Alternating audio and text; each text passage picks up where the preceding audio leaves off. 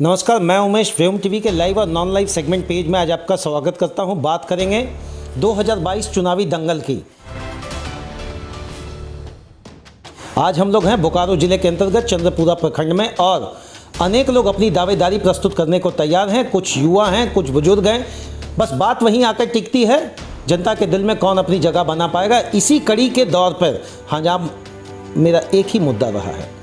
मैंने शुरू से सभी लोगों के बीच में बात कहा है, ना तो मैं पक्ष की बात करता हूं, ना मैं विपक्ष की बात करता हूं। मैं समस्याओं के समक्ष की बात करता हूं। जहां भी समस्या होगा मैं अपनी बात को बेहिचक बेधड़क रखूंगा। चलिए, ऐसे ही एक कड़ी के दौरान चंद्रपुरा प्रखंड से अपनी दावेदारी प्रस्तुत करने जा रहे हैं राहुल कुमार जी, जिनको लोग यहां बंटी के नाम से भी जानते हैं। सबसे पहले तो हम लोग उनका व्योम टीवी में स्वागत करते हैं। धन्यवाद। बंटी जी कैसे हैं? बहुत अच्छे हैं। चंद्रपुरा कैसा है?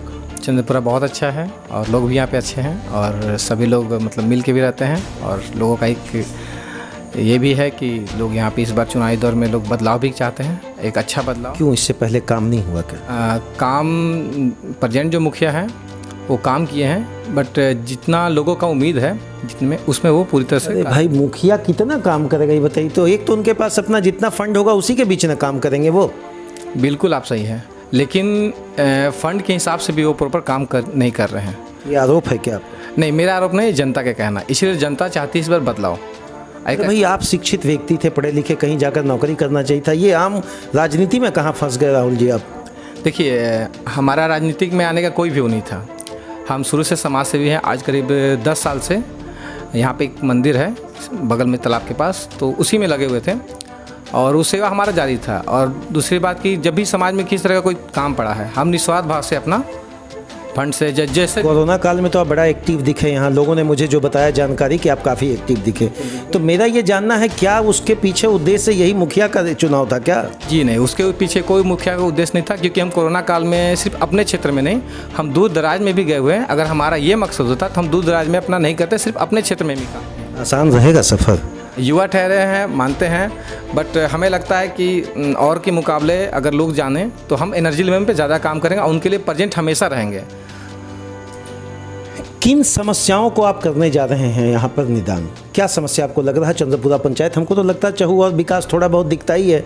ऐसे कंडीशन में राहुल कुमार जी की ज़रूरत क्यों पड़ी यहाँ? आपको लगता है कि आपको विकास दिख रहा है, मगर जो यहाँ की जनता है, जो मतलब बाहर भी गए हैं, वो आते हैं तो यहाँ भी उनका यही वर्ड निकलता है कि चंद्रपुरा में कहाँ कोई विकास है। आज भी गंदगी है। आप स्टेशन से आप इधर से जब क्रॉस कर रहे होंगे, खुद स्टेशन के पीछे देखिए कितनी गंदगी है। मतलब आपको नाक बंद करके ही जाना पड़ेगा।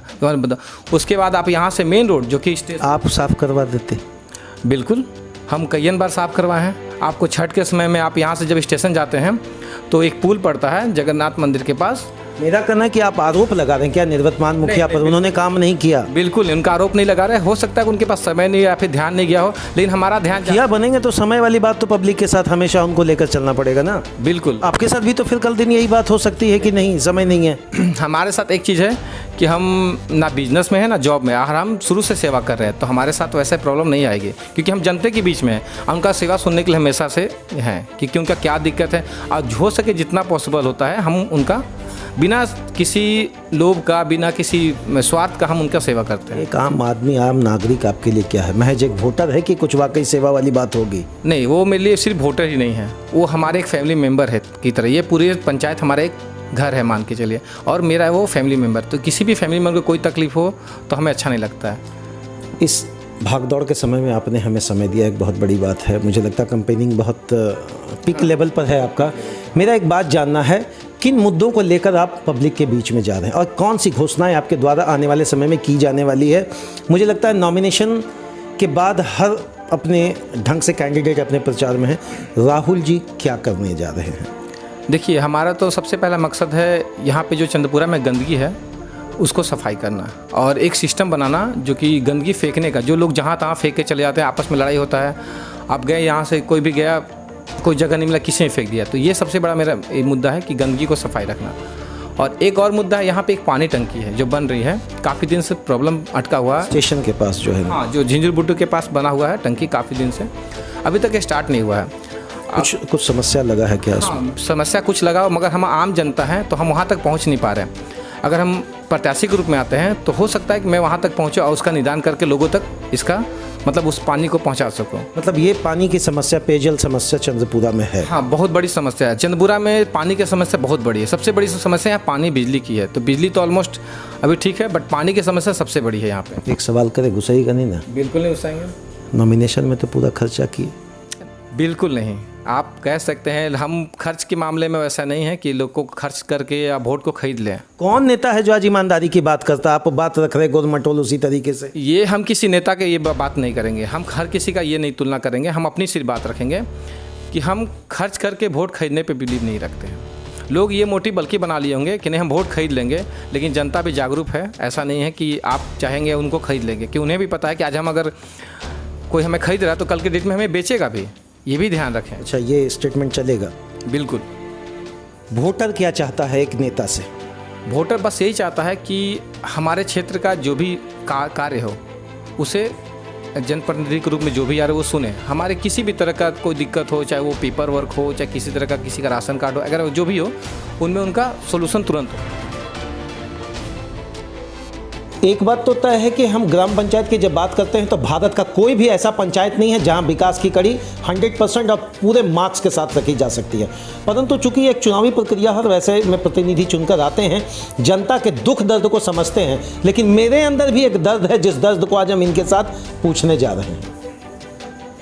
प्रश्न थोड़ा सा टेढ़ा जरूर है, हो सकता है मुझे नहीं पूछना चाहिए, लेकिन हम पूछेंगे। हम तो पूछेंगे। इस लाइव सेगमेंट पेज से मैंने हजारों प्रतिनिधियों से ये सवाल रखा है और इनसे भी आज पूछेंगे। रेट निर्धारित कर लिए हैं क्या? अभी आधार कार्ड, वृद्धा पेंशन, राशन कार्ड की सब चीज़ से वंचित रहेंगे या दूर रहेंगे? देखिए, अभी तक तो हमारे अलावा आप काफ़ी लोगों से इंटरव्यू किए होंगे, हज़ारों या सैकड़ों होंगे।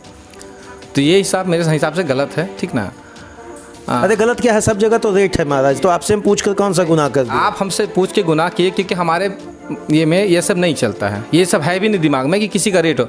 अगर कोई जनता है, उनका हक है, तो उसमें क्या रेट आप तय करते हैं? रेट क्या लगाना है? मैंने आपको लगता है एकदम साफ स्वच्छ पंचायत आप बनाने जा रहे हैं? बिल्कुल, हमारा पूरा प्रयास है कि एकदम स्वच्छ साफ सुथरा पंचायत, एकदम ईमानदारी पूर्वक करना। और लोग आपको बंटी जी के नाम से भी लोग जानते हैं। क्या कारण होगा कि रुझान आपके तरफ लोग बढ़े? क्यों बंटी जी एक बेहतर विकल्प बनने जा रहे हैं इस चुनाव में? देखिए, वो तो लोग बताएंगे। हमसे जो बन सका, निस्वार्थ भाव से सेवा, हम हर जगह मौजूद हैं लोगों के लिए। और मतलब किसी भी स्थिति में उनके पास हम रहते हैं। चाहे वो किसी का मतलब कोरोना काल में आप ले लीजिए कि बहुत सारे ऐसे लोग थे जो बाहर निकल नहीं पाए, क्योंकि सरकार रोकी हुई थी कि आपको बाहर निकलना है, तुमको अनाज कहाँ से मिले। तो हम अपने खुद के अपने फंड से उनको अनाज देते थे। और ये सब देखते हुए फिर कोविड के समय में बहुत से ऐसे मुसाफिर आए जो यहाँ से बाहर की ओर जा रहे थे, उनको हम घर पहुँचाने का काम किए, क्षेत्र को सैनिटाइज करने का काम किए। तो ये सब लोग जो एक्टिविटी देखे, जो मैं करंट में हूँ। ऐसा नहीं कि चुनाव आ रहा है तो एक मंथ पहले मैं आपके दरवाजे पे आया और बोलेंगे कि आप हमें वोट दो, ऐसा हमारा कोई नहीं। हम लोगों से भी कहें कि जो एक्टिव है, जो लगता है कि आपको है युवा या फिर जो काम कर सकता है, आप उन्हें चुनिए। जीत को लेकर कितना सुनिश्चित है? देखिए, अभी तक तो जनता के बीच में जीत को लेकर हम काफ़ी सबसे मतलब कह सकते हैं कि सबसे आगे चल रहे हैं, क्योंकि युवाओं में अभी नाम भी है और लोग चाहते भी हैं कि युवा आए और बदलाव हो। चूँकि हर प्रत्याशी अपनी तरफ से अपनी बात को रखेंगे और जनता को लुभावने और प्रलोभन के स्टेटमेंट से कहीं ना कहीं प्रलोभित करेंगे ताकि कि वोट उनके खाते में पड़ जाए। मेरा एक ही कहना है, हम तब तक पूछेंगे जब तक बिजली का तार झूल रहा है, हम तब तक पूछेंगे जब तक नाली नहीं मिल जाता, हम तब तक पूछेंगे क्योंकि हमारा काम है पूछना। अगर हम पूछेंगे नहीं तो कहीं ना कहीं प्रत्याशियों के मन में यह बात कदापि नहीं आएगा कि जनता के दिल में हमको एक राज बनाना है और एक ऐसी चीज़ें खड़ी करनी है ताकि सामंजस्य और समानता की बात हो सकती है। अंतिम अपील मेरा इनसे है कि इस युवा वर्ग स्थिति से आगे आए हैं, समाज के दुख दर्द में इन्होंने लंबे समय काम किया है। मेरा जानना है कि किस तरीके से ये अपनी बात को रखते हैं। चंद्रपुरा की जनता से मेरी एक ही विनती है कि अगर आपको लगता है कि जो भी चंद्रपुरा के हैं भाई बंधु, माताएं बहनें, चाचा चाची, उनसे यही मेरा अनुरोध है कि अगर आपको लगता है कि पिछले जो भी प्रत्याशी रहे हैं, अगर आप उनसे कार्य को लेके, दस्तावेज को लेके संतुष्ट है कि हमें किसी तरह का कोई तकलीफ नहीं हुआ, तो आप ज़रूर उन्हें वापस चुनें। अगर आपको लगता है कि नहीं, बंटी उर्फ राहुल कुमार मैं अगर आपके लिए कुछ अच्छा कर सकता है, उनसे ज़्यादा बेटर काम करता, तो एक बार हमें ज़रूर मौका दें। और मेरा यही कहना है कि 5 साल आपके हैं, उसके बाद अगर आपको लगता है कि मैं उस काम में नहीं हूँ तो आप हमें ज़रूर हटा सकते हैं। धन्यवाद बंटी जी, आपने इस कीमती कंपेनिंग समय से हम लोगों को थोड़ा समय दिया। मेरी यही कोशिश है कि इनकी बात जनता तक पहुंचे। अब आपके हाथ में पारी है, आप किस तरीके से इस मैच को खेलना चाहते हैं। टेस्ट होगा, वनडे होगा या T20 मुझे पता नहीं, बस जीत और हार के बीच में जनता का काम होना चाहिए। मेरी यही सोच है। जय हिंद।